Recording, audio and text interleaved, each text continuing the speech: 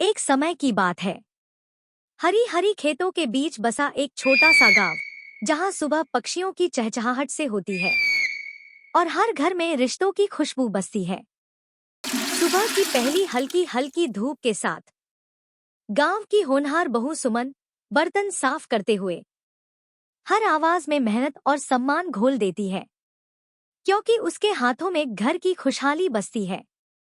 शहर की बहू रीना दिन भर मोबाइल में खोई रहती है। एटीट्यूड इतना कि घर का कोई काम उसे अपना नहीं लगता।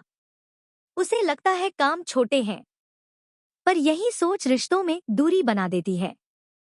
सास शकुंतला देवी दिन भर चुपचाप बैठी शहर की बहू रीना के बारे में सोचती रहती थी। मन में बस एक ही चिंता थी, कहीं एटीट्यूड रिश्तों को तो नहीं तोड़ देगा। एक दिन अचानक शकुंतला देवी की तबीयत बिगड़ जाती है। वे बिस्तर पर लेटी असहाय सी नजर आती है। घर की रफ्तार थम जाती है और रिश्तों की असली परीक्षा शुरू होती है। सास की तबीयत खराब होते ही बड़ी बहू सुमन चुपचाप उनके पास बैठ जाती है। अपने हाथों से खाना खिलाती है। वह बहू नहीं, बेटी बनकर दिनरात सास की सेवा करती है। सास बिस्तर पर बीमार पड़ी है, लेकिन बड़ी बहू रीना शहर के काम के लिए निकल पड़ती है। चेहरे पर एटीट्यूड, मन में सिर्फ अपना ही ख्याल, और पीछे छूट जाते हैं रिश्ते जो उसका इंतजार करते हैं। गांव की चौपाल पर आज एक ही चर्चा थी, शकुंतला देवी की शहर वाली बहू की। कोई बोला घर का काम नहीं, तो कोई बोला बीमार सास को छोड़ शहर चली गई। धीरे धीरे ये चुगली नहीं, एक सवाल बन गया। एक दिन देर रात शहर से लौटते हुए रीना बहू की राह अचानक अंधेरी हो गई। तेज बारिश, चमकती बिजली और भीगा हुआ रास्ता।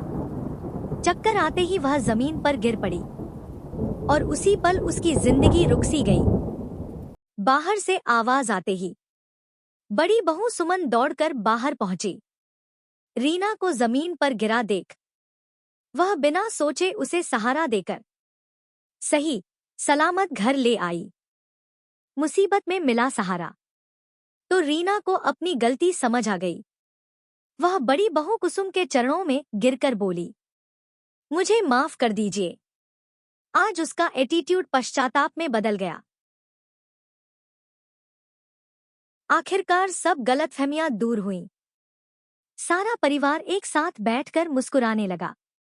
जहां पहले दूरी थी, वहां अब अपनापन था और घर फिर से खुशियों से भर गया।